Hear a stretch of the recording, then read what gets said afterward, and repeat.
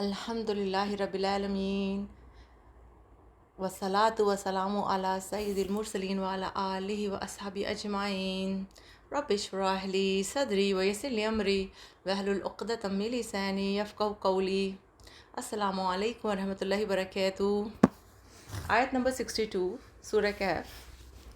फिर जब दोनों आगे बढ़े तो मूसा ने अपने खादिम से कहा, हमारा खाना लाओ, इस सफ़र में हमको बहुत थकान हो गई है। अब जहाँ तक खाने की बात है, हम ऑलरेडी डिस्कस कर चुके हैं नमक वाली मछली, और उसके बारे में बहुत डिटेल में इससे पहले ऑडियोज़ में डिस्कस किया है। आज हम डिस्कस करेंगे कि मूसा अलैहिस्सलाम को सफ़र में थकान हो गई। अल्लाह सुब्हानहू व तआला कुरान में छोटी सी छोटी बात भी बेवजह नहीं डालते। तो जब अल्लाह ने थकान का वर्ड यूज़ किया है तो हम उस पर गौर व फिक्र करेंगे। हम सब जानते हैं कि मूसा अलैहिस्सलाम वो शख्स हैं जिन्होंने पूरा का पूरा दरिया लाखों बनी इज़राइल के साथ क्रॉस किया था, तब उन्हें थकान नहीं हुई।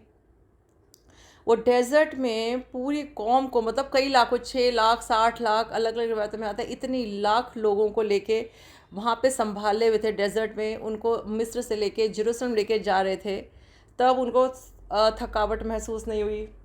मदियन से जब वो भागे थे कत्ल करने के बाद, मिस्र से जब भाग के मदियन गए थे कत्ल करने के बाद, और भूख और डिहाइड्रेशन से चूर हो चुके थे, भूख और प्यास की शिद्दत के आलम में भी उन्होंने 2 लड़कियों को मुश्किल में देखा तो उनकी मदद की। इतना स्टेमिना था उनमें। पहले इस बात को समझ ले कि कितना स्टेमिना, कितने स्ट्रॉन्ग मूसा अलैहिस्सलाम थे और उन्होंने कितनी मेहनत की अपनी ज़िंदगी में। पर वो कहते हैं कि इस सफ़र में तो हम बहुत थक गए हैं। तो हम समझ सकते हैं कि इल्म हासिल करने की कितनी तड़प थी उनके अंदर, जो वो चलते जा रहे थे अपने टीचर को ढूंढने के लिए। ध्यान से सुनिए।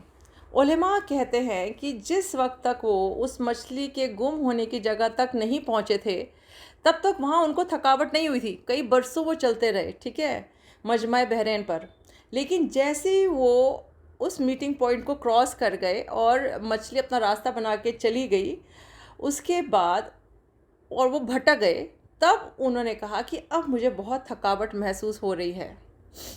मतलब जब तक हम अल्लाह के रास्ते में फ़ी सबीलिल्लाह मेहनत करते हैं तो हमें थकावट नहीं होती, और अगर हम भटक जाते हैं तो हम एक्चुअली बहुत थकावट महसूस करते हैं। इससे हमें यह भी सीखने को मिलता है कि तालिब इल्म को 2 दिक्कतों का वास्ता पड़ता है अपने इल्म सीखने के सफ़र में।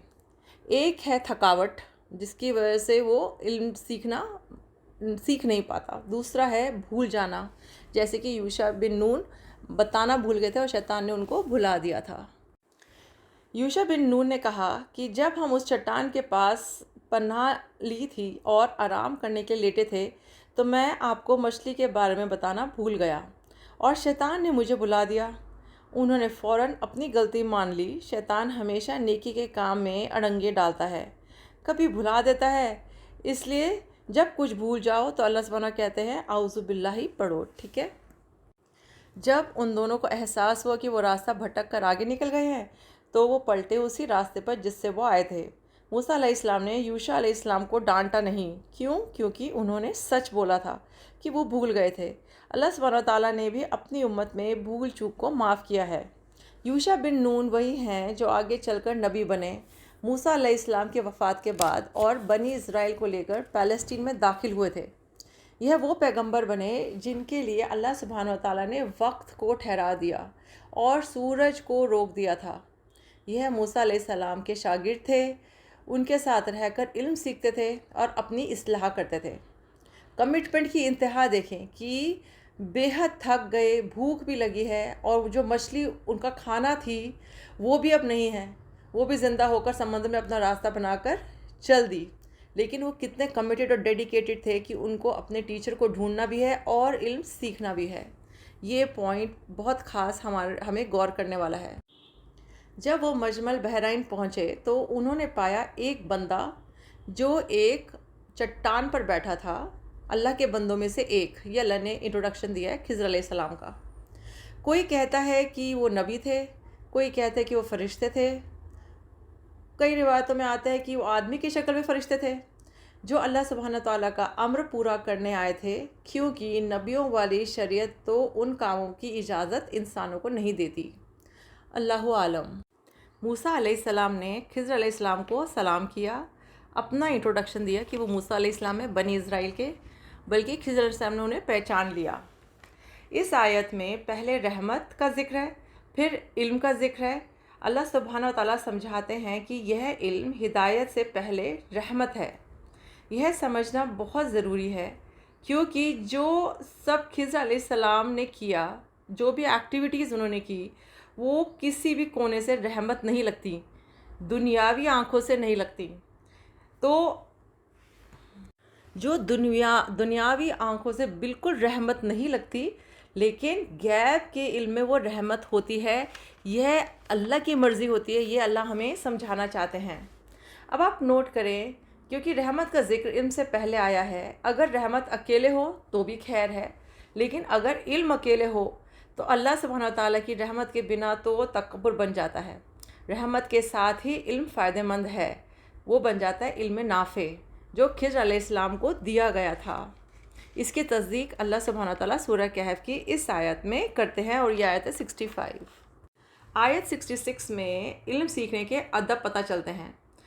موسیٰ علیہ السلام اجازت مانگتے ہیں کہ کیا میں آپ کے ساتھ علم سیکھ سکتا ہوں، کیا میں آپ کو فالو کر سکتا ہوں اور آپ کی خدمت کر سکتا ہوں، جس سے کہ آپ مجھے آپ کے دیے ہوئے علم میں سے کچھ علم سکھا دیں۔ موسیٰ علیہ السلام اور خضر علیہ السلام دونوں الگ الگ علم کے مالک تھے، لیکن جسے علم لینا ہے اسے عاجز تو ہونا ہی پڑے گا۔ چلیے اس کو ایک مثال سے سمجھتے ہیں۔ اگر ایک برتن میں پانی، ایک بھرے ہوئے برتن سے پانی خالی برتن میں ڈالنا ہے تو بھرے ہوئے برتن کو تو اوپر ہونا ہی ہوگا، جس سے پانی خالی برتن میں بہہ سکے۔ اب خالی برتن کو اوپر رکھ دیں گے تو پانی نیچے سے اوپر تو جائے گا نہیں۔ یہاں سے یہ بھی علماء کہتے ہیں کہ علم استاد سے سیکھا جائے، جیسے موسیٰ علیہ السلام نے اپنے استاد سے سیکھا تھا۔ رشد ہوتا ہے صحیح فیصلہ کرنے کی صلاحیت، سمجھ بوجھ، ہدایت۔ اس آیت میں رشدہ کا ورڈ یوز ہوا ہے۔ علم ادب کے ساتھ آتا ہے۔ وہ کہتے ہیں نا کہ بادب بنصیب، بے ادب بے نصیب۔ السلام علیکم ورحمۃ اللہ وبرکاتہ۔